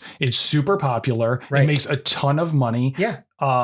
And people, especially people that are film critics or creators of film are critical of the universe because they said they're just making the same movie over and over again with different characters. And we love it. And I'll sop it up with a biscuit. Well, look, Shang-Chi just came out like in September, right? Yeah. It got really decent reviews. Yeah. Like, people liked it. But that's, you're getting into, outside of the normal, Captain America, know, like that whole. Now we're starting to like the people that you knew. Right. Now we're going to people that I don't. Yeah. So that's where you can be a little more creative. 100%. Whereas a lot of people are super critical of the other one because it's like I said, it's a formula. They just go like the first Iron Man was awesome. Yep. The second Iron Man fucking sucks. Mickey Rourke, Whiplash. Dude, he blows. The third one's not very good either. Third one's all right. It's the way that it ended up, because you didn't want to see the Mandarin. Right. Like you were hoping to see the Mandarin. Spoiler alert. Yeah, the second Thor fucking blows. Yeah. The elves one? Yeah, that one stunk. Dark World or whatever it was. Yeah, I wish the theater was dark for that one. They don't make it. So I mean, that could be said for pretty much any franchise. You're going to run a couple stinkers. But we're talking specifically about reboots here. Mm-hmm. So are you now defending? So what I'm saying is that I'm saying that they're besides that we can't. So part of the reason I was setting that up that way is that many years you're going to run over the same kind of themes all the time. And you can't really help that because there's not really a lot there's things that have changed in the world, but for the most part, you're either married or you're not. You have a girlfriend or you don't. You're trying to fall in love, or I'm trying to solve a mystery. I'm trying to figure out who killed insert this person here, or here's a biography of Lincoln or something like that. It's all the same shit, but people keep on going to see it, and the majority of people are relatively simple in the world. So if they're going to continue to empty their wallets, Hollywood's going to continue to do it, and I can't fault their capitalist spirit for. I'd do it. You would do it. Let me ask you this. If someone offered you $1 million a year for 10 years to perform different iterations of medicine every single day, would you do it? I mean, yeah, but of course you would. Yeah. And then you would get to the, I mean, you would hate it, but do it. Yes. You know what I mean? Like, right. Do you think that the filmmakers are enjoying putting out Home Sweet Home Alone? If they are, they're fucking assholes. They may very well be. Yeah. They could be. Yeah.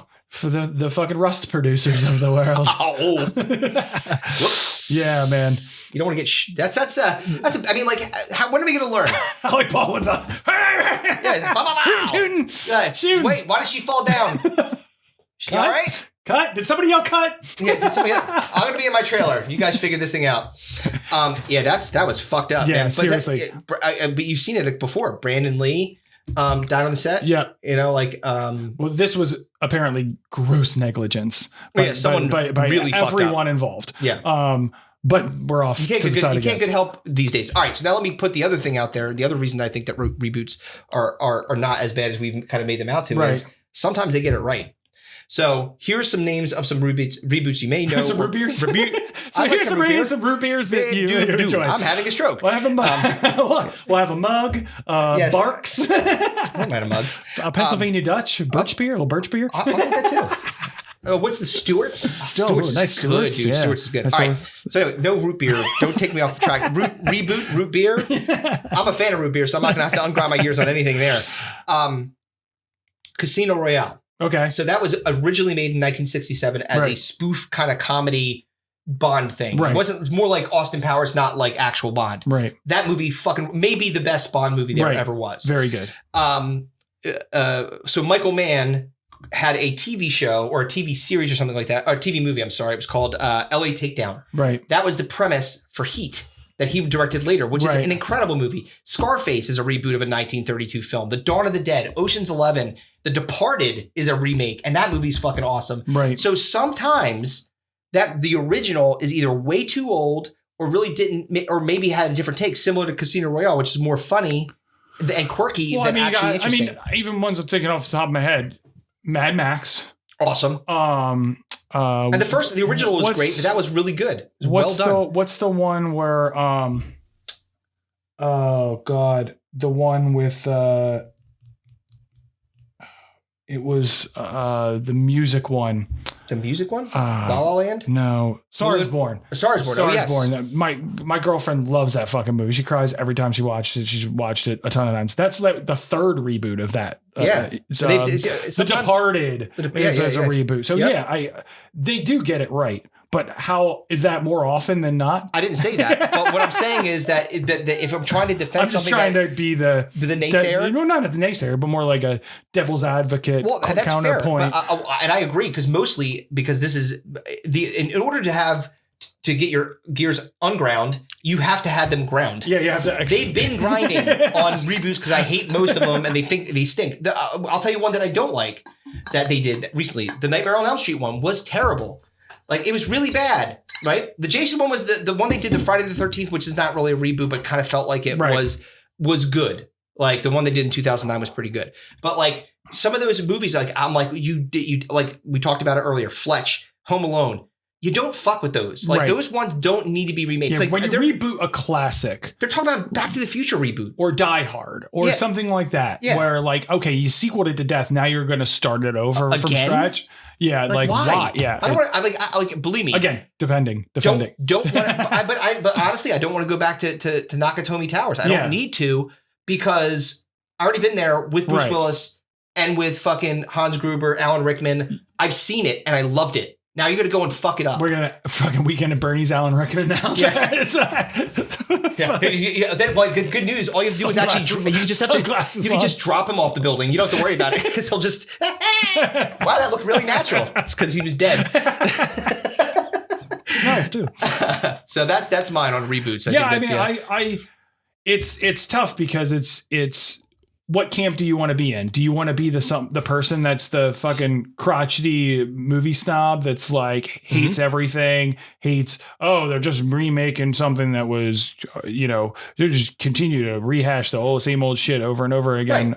Right. Or do you want to be someone who's a little more optimistic about when they do put something out that because there's the potential that it could be good. But then you see the ones that are on the surface level where you're like immediately in your brain, you're like, fuck this. Yeah, I don't like it. Nope. Don't like it. Nope. Don't want to watch it. Well, but isn't that also like kind of the point though, is like where we're talking about Batman, where it's like, okay, like you've done it so many times, and there's been good and bad and stuff like that. So now I'm just going to be rolling the dice and seeing what's the next, again, permutation of this thing. Yeah. And is it going to be something that I like or is it going to be something that I hate? Star Wars, you said that earlier too, to a degree. Like there are two very divided camps. They're like Republicans and Democrats. You either liked those three or you hated them. Right. Yeah. Like there's no middle ground anywhere. No one's like, they were okay. Not mostly. I don't see a lot of people like that. They're either like, this is bullshit. Fuck Ray. Like it's like. I mean, it's. I tend to be less critical, particularly when it's of like action movies or adventure movies or stuff like that, or things like sci-fi movies, superhero movies. just because like I'm willing to go to the movies to have a good time and to suspend disbelief and not care about that shit. And it's also because I'm not passionate about the source material as much. I wasn't a huge comic book guy growing up. I didn't have comic book guy. Well, I was pretty chubby. You're a little heavy. You weren't that heavy, Jesus. But you know, like you have your camps and stuff that you're in when you're in that age, and you know, mine was more on like baseball cards, sports collectibles, and stuff like that, not comic books. Right. I enjoy it. I know some about it, but I'm not super connected like our buddy Ed, who like was a huge comic book nerd. An actual nerd. And he'll sorry, Ed. but he knows the material. So when a movie comes out, he wants it to be like cognizant of the source material and not just be total garbage. Right. Like the first Suicide Squad that came out, and it was just like he was like, "What the fuck is this?" Right. Like this is not at all what this should be. Or, you know, people were super critical of the Justice League until the Snyder Cut came out. And the Snyder Cut was way better. Much better. I can sit back and just kind of let it go. Yeah. And be like, well, because you don't have like that connection to the original material. But when you take something where like Home Alone, where I religiously watch it every single Christmas, like like if are they gonna remake Christmas Story? They are. Yeah, see, that's what I mean. They're doing it. I'm telling you, that's what I was just about to say. They're remaking Christmas Story. They're remaking Back to the Future. You said Die Hard. Like they're just going back. Yeah. And fucking with was fine. Yeah, you're not going to make it better. I'm telling you, it's not going to happen. It's the classics that when you take those and try to rehash them or reboot them or spin it off or whatever, just when you're taking a different spin on, you're taking a different spin. Like I said, Casino Royale, it's a different story. When you're talking about some of the movies that are really, really old, Scarface was made in 1932. Of course, it sucked. Yeah, like now it's awesome. It's iconic, one of the best movies ever. So. Yeah, so that's I like the Pac-Man. Well, very good. Now, we get to spin the wheel, my friend. Oh no, I forgot about that part. Spin the wheel. I thought you were going to say draft. We're going to do the draft in a second, but first, I don't want to do it. We got to spin the wheel, my friend. I don't want to do it. Yep. And I believe I did it last time, which means you get to do it this time. Did you take the stupid double dog dare off? I did. And I put the new. Oh yes, I should say that. Yeah. So we got a fan request for a new topic randomizer topic, and it's a good one. It's called Bad Company. So this is about bad guests of your house and such. So all right, hit it. It's spinning. It's spinning. We're spinning. Slowing down to pass Bad Company. It's not looking like that. We are at. Yeah. Fuck tails. Woo. Stories about sex. usually not sex, good. Sex. Fucking. Usually not good ones. Almost never. It wouldn't be fun if we're talking about successful sexual conquests. Yeah. These are going to be all bad. Yep. So. Oh shit. Well, all right. Great. All right. So now we get to do the draft. Oh yes, and as you can see from our studio decorations, it is Halloween. We're almost there, baby. 3 days before Halloween. Yep. We're recording this on the 28th. Yeah. So Chris came up with this one. I came up with the draft for the last one. Yes, sir. Which we'll be releasing soon. Yes, it'll be out. Actually, I was planning on releasing it either the day before Halloween or Halloween. So this Halloween related draft will come out after Halloween. That's all right. You just had it. It'll be very exciting for you. So we're always behind on things. This is funniest or most ridiculous horror movie deaths. Oh man, I got so many. So horror movies can be very scary, frightening, gross, horrifying, terrible, awful, or they can be just ridiculous, funny, unintentionally funny. Right. They're either trying because to be. of the budget sucked, yeah, or they ran out of ideas, yeah, or the special effects are terrible, or it's just doesn't have the ridiculousness of it doesn't have a scary effect to it. It's so not based in reality. It's like that would never happen. Yeah. You know, like that's what we're going for here. It's just like ones that are just like, come on. So I left out of here ones that were intentionally funny. Yeah, me too. Like the End of the World one with that Seth Rogen did. Dude, that's so fun. When Michael Cera gets impaled by the fucking... Yeah, exactly. Yeah. I left that because obviously that's funny. It was meant to be funny. Right. These are ones that are specifically supposed to be horror movies, but still left you chuckling funny. At the misfortune of the victim. And you get the first pick. Yeah, I do. Because I had Dracul. All right, so this is tough, man, because I have like 3 or 4 at the top, and they're kind of like I can't really decide which one. Mm-hmm. But I'm gonna go with one that is always brought up in the conversation of the funniest, because it's a terrible movie. Mm-hmm. All the horror movie pundits always bring it up. It's always on all the lists, always the top 10 lists.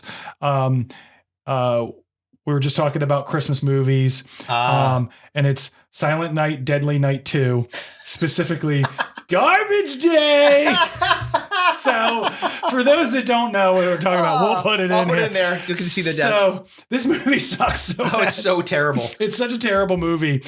But basically the premise is that this guy, Ricky Caldwell, is the brother of the killer in the original Silent Night, Deadly Night. And he basically has his own... It's a movie of flashbacks to the first one. Like, hey, remember the movie that you liked? Not this one, but the... So they basically flash back to the previous movie and show clips from that movie. It's like a clip show movie of the first one. And then he goes on his own killing spree. Yes. But Eric Freeman, who's the actor who played Ricky Caldwell, so at the end of the movie, he just goes on a killing spree in his neighborhood. So he just comes out of the neighborhood and he's got a gun, and he just starts shooting the fucking neighbors and making these like such terrible acting, these terrible laughs. It's so bad. And then he comes out, one of his neighbors is like, just comes out, putting his garbage cans out. I want to watch it really quick because it's funny. Oh, it's going to take too long for you to pull it up. Just I have it up actually, but go ahead. So he just comes out, he's like, put his garbage can out. And he looks up and he's like, and fucking Eric Freeman's there. He's like, fucking shoots in the chest. He's like, garbage day. Yeah, dude. It's so fucking bad. He's got this crazy look on his face. It's awful. Yeah. And he proceeds to shoot a fucking like guy driving down the fucking street, shoots his car. You know what fucking blows the reason I wanted to put it on, but I'm not going to, is that he had the the crazy eyes. Oh, yeah, Jesus Christ. It's so ridiculous. It's so bad. It's such a bad fucking scene. Mm-hmm. It's supposed to be a horror movie. It's supposed to be this traumatic experience. It's not at all. You look at it, you're just like, it's hilarious. Get the fuck out of here with this nonsense. It's so fucking funny. Okay. Well, just like push. Bam! Can you imagine? Like, oh man, you're pissed enough that you have to take the trash out. Then you get shot in the chest. Oh fuck! Man. All right, so that was my first pick. All right, you're on for 2. So, oh man, I've got a couple that I really want. All right, well, I'm going to take one that we've mentioned before because it is ridiculous and it's really stupid. Death by Bees, The Wicker Man. The Bees! I thought about putting it on my list, and the reason I didn't, and it's a great pick. Yes. But I left it off just because technically that scene wasn't in the actual movie. It was like an extra in like the director's cut or whatever. Yeah. It wasn't in the actual like theatrical release. That scene wasn't in there. Mm-hmm. I remember because I read somebody talking about it. He was like, I heard about the bees scene. So me and my girlfriend watched Wicker Man, and it wasn't in there, and we were so pissed that we watched the entire movie Wicker Man and didn't get to see the fucking bees. Bees scene, the penultimate moment. So explain what the bees scene is. So the bees are basically poor Nicolas Cage, who is on a investigative mission onto this like strange. I think I'm not sure if it's an island. I'm pretty sure it's an island. And he's going there to investigate something. I can't remember because the movie's so goddamn bad that I just have blocked that part of it out. But really, he's been lured there to basically be the bait or the sacrifice for their weird fucking cult thing. So first of all, they break his legs, and then they hold him by his arms, and they put a mesh like helmet on, like a bingo. The thing they turn the bingo balls in. It was that size. Yep. So it's big, Yep. which means it can hold a fuck ton of bees. And they put a little funnel in there and they just start dumping bees in there. And the bees just go fucking bananas because bees like space and air to go and fly around. You know what they don't like? Nicolas Cage's face. They stung the fuck out of that guy. And he's just like, the bees! Until they stung him so many times that the poison from the bees murdered him. And that's why it was my number one pick, and really funny. It's ridiculous. It's so dumb. And it's dumb because not because the death would fucking suck. It's dumb because of Nicolas Cage's ridiculous acting. Yes, it's very, very All right, bad. so you're on for your second pick. All right, my second pick.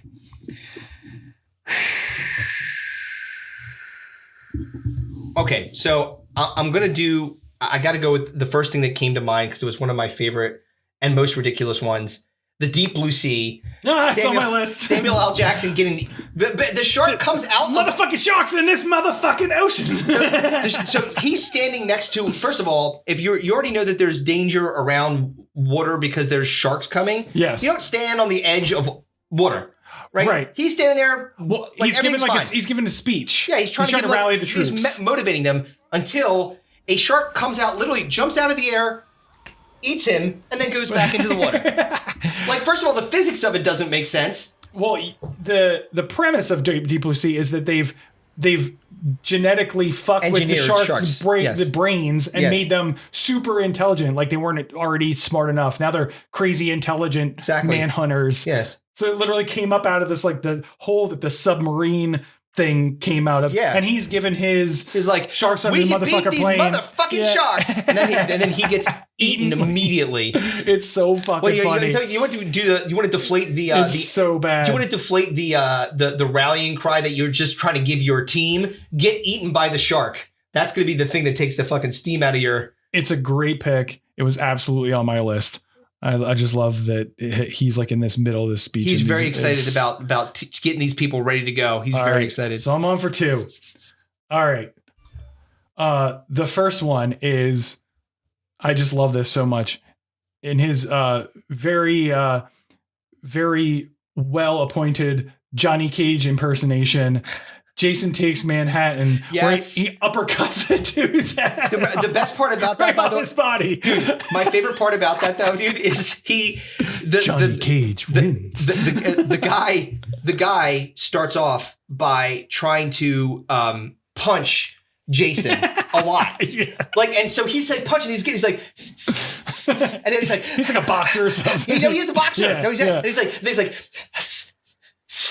all right, tuckers himself out. Give me your best shot. And he's like, boom! And he knocks his head clean off of his body. Off of the side of a building. Oh, dude. It's the worst and hilarious. That's fantastic. It's so bad. Jason's just like, boom! Straight Johnny Cage all style. Rookin'. It's so fucking bad. Dude, it was so funny. It's fantastic. That's a great pick.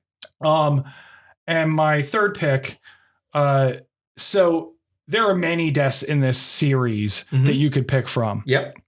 And that's Final Destination. Oh, yeah. But the one that I'm specifically going to pick, because there are many hilarious deaths in Final Destination.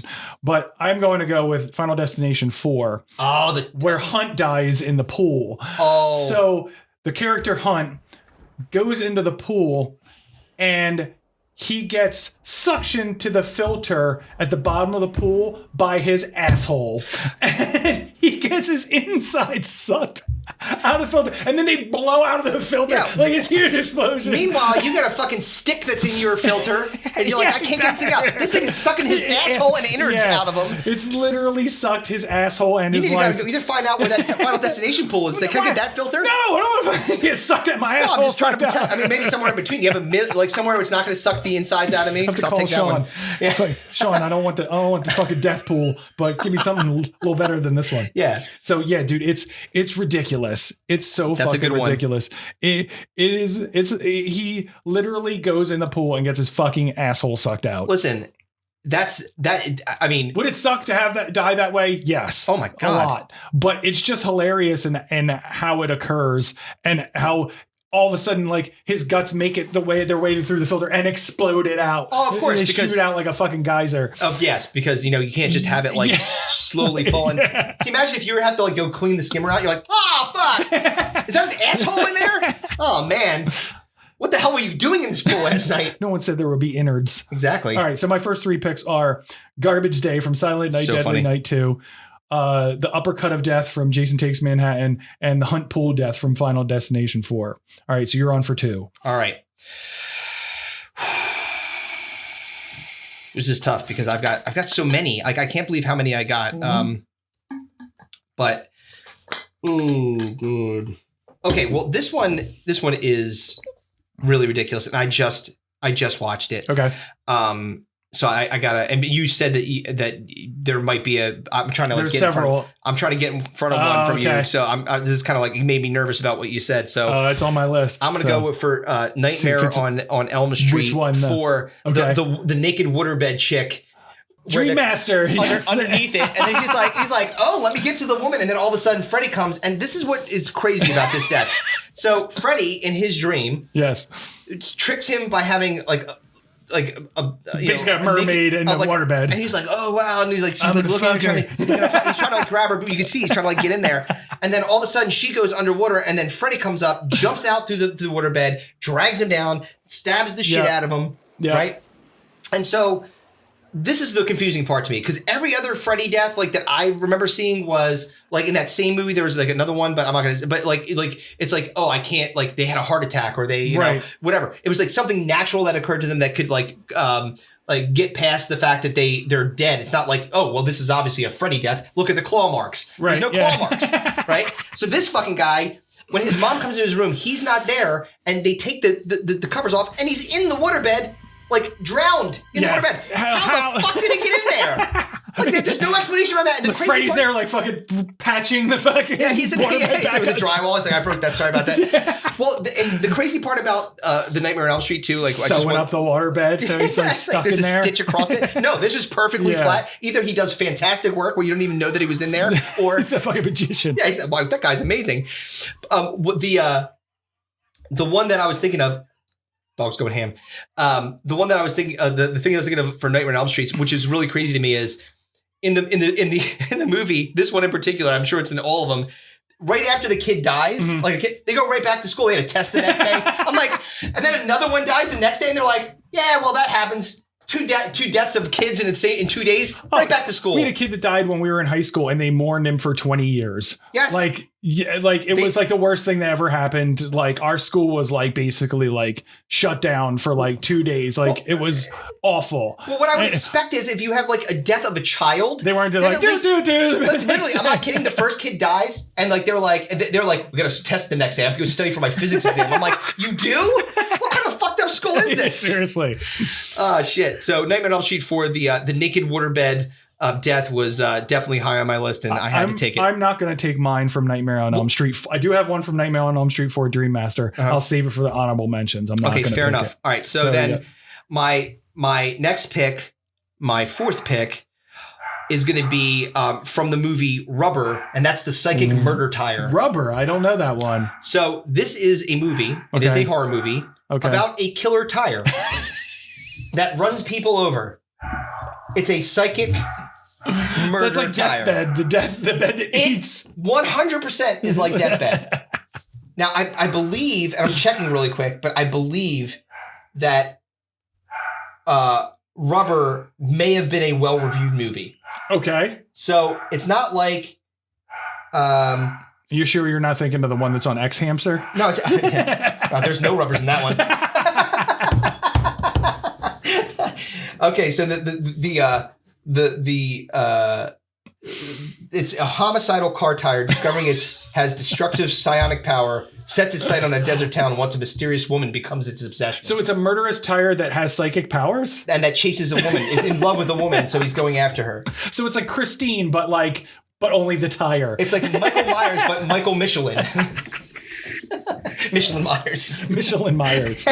Oh my God. So I had to take the because that's just a hilarious way to die. You just like rolling a tire's running up on you like, just rolling back and forth until you're dead. That stinks. Or going really fast and then taking your legs out. Oh my God. All right. So you got my last two. Your last two. All right. So So you have Jason, which is for Yep, I Silent Night, Deadly Night 2, Garbage Day. Yep. The Jason Takes Manhattan uppercut and Final Destination 4, the guy getting his asshole sucked out in the pool. It's a bad way to go. My next one, just because it's a well-known actor, and it makes me laugh every time I see it, from the movie Cabin in the Woods, Chris Hemsworth, Not So Evil Knievel. Oh, so, dude, Cabin in the Woods, they get out of the cabin, one, they're gonna escape, and there's this one. huge gorge, and Chris Hemsworth rides motorcycles. No, he's a badass. He's a bad motherfucker, and he's gonna jump this gorge like he's Evil Knievel on his motorcycle. So he's like getting amped up by the two people that are with him. They're like, dude, I love you, whatever. And you're going to do it. I'm going to get help. There's going to be choppers and everything. You'll see. Right. So I guess he turns his motorcycle around, gets a good run up going, books his motorcycle. He's like, and he launches off the fucking thing and hits like a fucking invisible barrier that's been put up in the It's just like, and you see his body like just, it's like, I mean, because that was so goddamn funny. It makes me laugh every single time I see it. It is legitimately hilarious. It just hits his invisible barrier. It's so unexpected, and he just falls down into the chasm. It's not the same at all. But remember when dead ass fucking Homer was trying to Hemsworth. jump the gorge? Oh yeah, exactly. That's it. It's Springfield Gorge, 100%. That was it. Yep. Oh, that's a 1000%. really good one, man. Oh god, that one's really funny. And then for my last pick, oh man, this is tough. There's one that's like a super campy one that's just a hilariously bad, awful one. But I like taking the ones where it's more popular, more recent, and it's just ridiculous. Yeah. So I'm going to take one. As my last pick is the movie is The Haunting. Oh yeah, the movie. Owen Wilson gets fucking decapitated by a fucking huge fireplace thing. It looks like a lion's head. But the funny that how leading up to it is what makes it hilarious. So he's going ham on the painting of the guy who's haunting this house. He's yelling. He's hitting him with a candlestick, and he's shredding up the painting. Yes. And the other girl's like, no, stop. And Catherine Zeta-Jones is there, and they're like trying to stop him from doing this. And Liam Neeson is in this movie. And then he's all mad, and he's like, we gotta burn this place to the ground. He's like, we gotta burn it. And he's standing on like a huge oriental rug, and all of a sudden the rug flies him like a little magic carpet ride into the fucking just giant fireplace. And he like whams him into the wall, and they're like, oh my god. And he stands up and he's like dusting himself off, and he looks up, and his huge lion head comes swinging down on a pendulum and just takes his fucking head right off. Right off of his shoulders. So goddamn funny. It's great. It's magnificent. Oh man, I just like to see very handsome, very popular dudes get their fucking comeuppance. I think we all do. We're all big fans of that. So my final five is Silent Night, Deadly Night 2, Garbage Day, Jason Takes Manhattan, Uppercut of Death, Final Destination 4, Hunt Pool Death, Cabin in the Woods, Chris Hemsworth, Not So Evil Knievel, and The Haunting, Owen Wilson, Fireplace Decapitation. Very good picks. Thank you. And I have several for honorable mentions. Me too, tons. So this one is a throwback to like 2002, but this is a really good one because not only you get both a ridiculous death and a ridiculous reason for death, and also volume of death. Okay. There's a lot of people that get taken out in one shot. Right. Ghost Ship in 2002. Ghost Ship. Okay. So it's what it sounds like. It's a ship that is haunted and really kind of more like evil devil shit, right? So they're having this party on this boat, and it's like a kind of an older party in the 50s or something, or 60s or something like that. So they're floating along, and then all of a sudden the boat decides now's the time. And it's like people are dancing and singing, and there's kids and there's people. I think it's like a New Year's Eve party or something like that. And then all of a sudden the boat just decides, okay, now everyone has to die, and takes a wire and literally cuts through the entire crowd. Everyone, you just see them just all, and then like the torsos aplenty. Yeah, the scene like right before, like, so everyone gets killed by this giant wire, and then the scene right before like they hit the credits is you just see blood dripping on someone's shoe, and it's the captain, and his body just like it was pretty fucking fantastic. So your picks are inanimate objects that have somehow become possessed to kill people, because you took a tire, you took a boat, and you took you took another one. Well, I took a shark. Oh, okay, that's shark. different. Yeah, that's I did different. a shark. That's an animal. Yeah, so that's still. So I had Deep Blue Sea, Ghost Ship, Wicker Man, Nightmare on Elm Street for the waterbed death that didn't make any sense, and then Rubber, the psionic tire that's in love with a woman that's running people to death. So what do you have for some honorable? So I'll bring up the one that you brought up during your picks, was the Nightmare on Elm Street 4 Dream Master. The one I had for my Dream Master pick was when Debbie gets turned into a cockroach. So he breaks her arms and legs, and then all of a sudden, like, cockroach arms. It had nothing to do with the story, by the way, because you're like, and then she's in a giant roach motel. Oh, do you know what it was? There was literally a second where there was a bug in like one of her drinks, and she's like, ew, and she like flips it out. But that was the extent of anything to do with the bug. So Freddie was like, I'm gonna file that.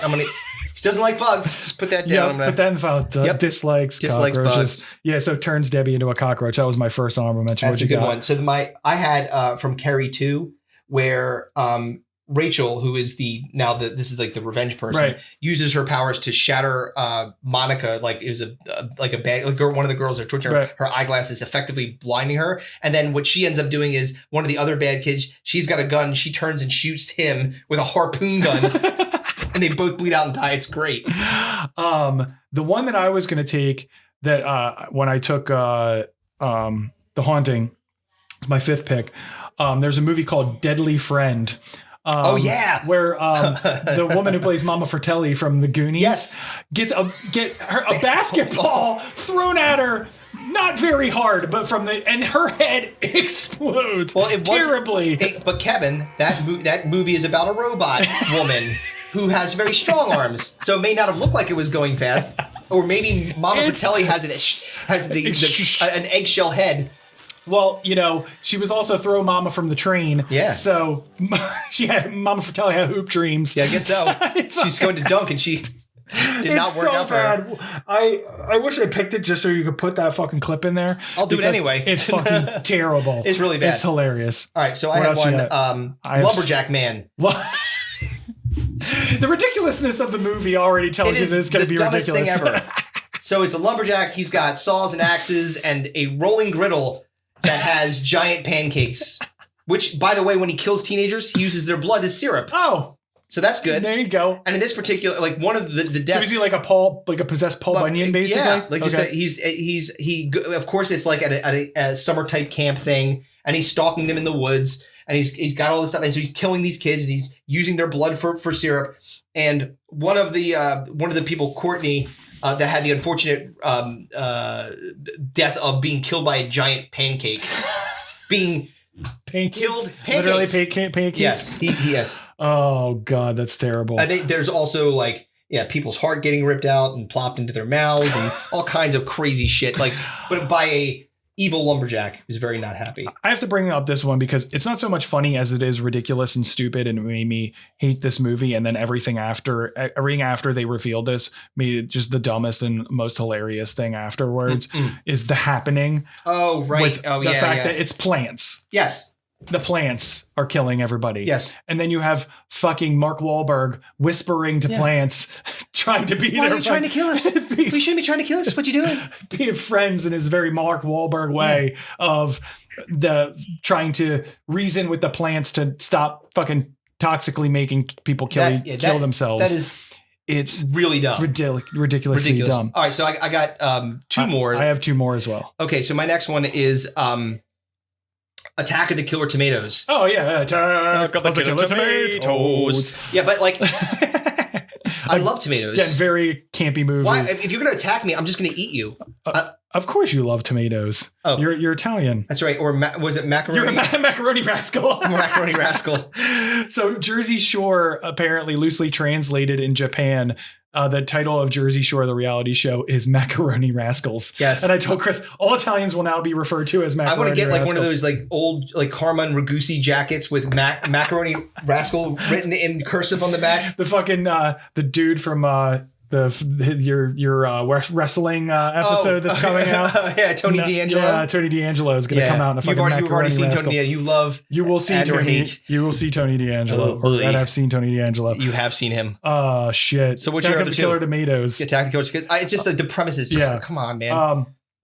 I wouldn't be surprised they fucking try to reboot that. So again, I like the ones that have like popular actors maybe earlier in their acting career, or they've just taken on ridiculous roles. Always love those. So Jason Lee and Morgan Freeman in the movie Dreamcatcher with the shit weasels. Oh, yeah, and that's literally what they're called. Shit weasels. Yeah, there are these worm-looking mouth things that they refer to in the movie as shit weasels that come out of the toilet and kill you. It's one of the worst fucking Stephen King movies ever. Movie stunk, and I love that book. It's awful. But Jason Lee and Morgan Freeman are in it, and Morgan Freeman literally has to deliver the line "shit weasel," which is amazing. Well, then the shit weasels came. Great. This guy's probably like, thank God I'm getting how much are you paying me for this? And my last one, and then I'll go to you for your last one. Yep. Actually, I have two, but that's all right. I'll just pick one. Is Halloween 4. So they started running out of ways that Michael Myers, creative ways because Michael Myers kills people with a knife. So in Halloween 4, they decide that Michael Myers is going to kill someone with a gun. Right. But not in the way that you would think. Nope. He takes a fucking double barrel shotgun and stabs somebody with it. Right in the through them. Yeah, through them. Like right into them, through the wall, harpoon, like takes a shotgun and stabs them with a shotgun. It's just kind of like ridiculous. It's mind-blowingly ridiculously why didn't you just pull the fucking... Are you that dumb? You're able to escape death multiple times. He's like, gun? I don't understand gun. I understand stabbing. Yeah, stabbing. This is pointy. Yeah. It doesn't have a point. It's not pointy. No. It's rounded. Exactly. Oh, God, it's so fucking funny. That's a bad one. What was your last one? And my last one, this is an oldie but a goodie, and it was just ridiculous. Creep Show, where Stephen King gets turned into a plant because of an alien meteor hit his farm. He touched it, and all of a sudden he's sitting in his chair, and grass is just growing on him for some reason. Oh, my God. So fucking bad. Jesus Christ. So now, as we've talked about it, like we always talk about ones that really aren't like cute or funny or ridiculous, but sound like it's like awful, god awful. So you got a couple of those? My first one, and is more like shocking, was, and again, spoiler alert, if you've never seen any of these movies. Yeah, well, that's your fault. Fucking get with it. No. Get Netflix. The little girl from Hereditary. Oh, dude. Yeah. That was a bad way to go out. Yep. It's shocking. It's fucked up. Basically what happens is the little girl is sticking her head out of the window, and the brother is driving the car. Yes. And he swerves to miss a deer and fucking takes her head off on a fucking telephone pole. Yeah. Yeah. Super fucked up, man. Yeah. And I was not great. Yeah. I was just like, what the fuck, man? It's really fucked up. Yeah. And it's a fucked up movie. It's fucked up. It's fucked up. Yeah. So my first one was the movie Hatchet.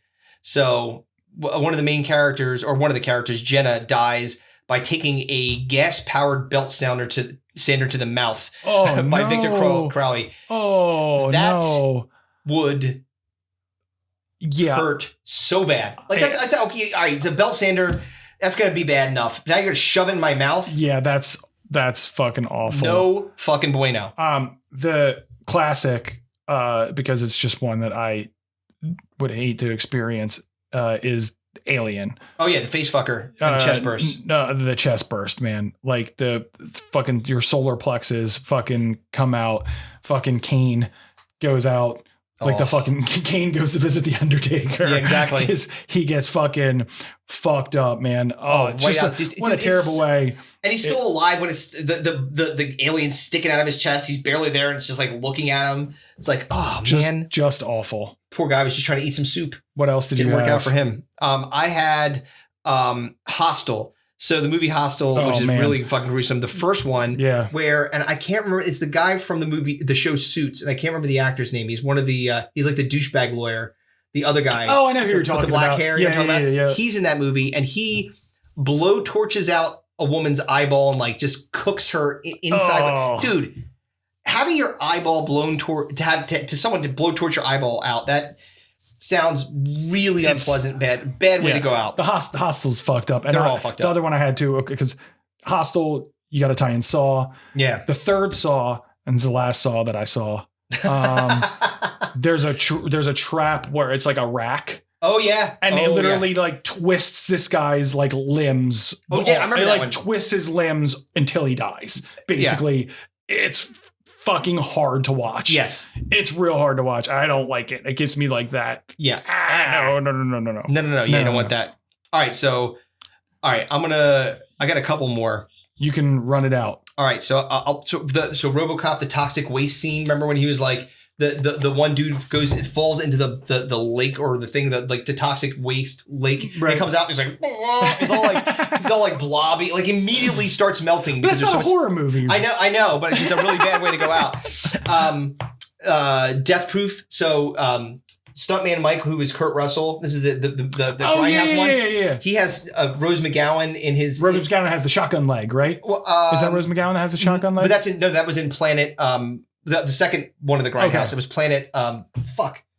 Whatever this is, Planet something or other. That's not that one. She does have the shotgun leg in that one. In this one, she dies like immediately. So Stuntman Mike puts her in his car, which has no seat on the right hand side and like no safety equipment, which is your first like maybe I shouldn't get in this car. Right, yeah. So she gets in the car. They close the door. He starts driving it. And he goes super fast. Oh, it's got a leg out the window. Gone. Dude. Yeah, dude. He's going, and that's why she has the shotgun leg. It's real fast. Got fucked up. Yeah, right. Dude, that's okay. So that's the one. Yeah. And then the second one. Again, this is not a horror movie.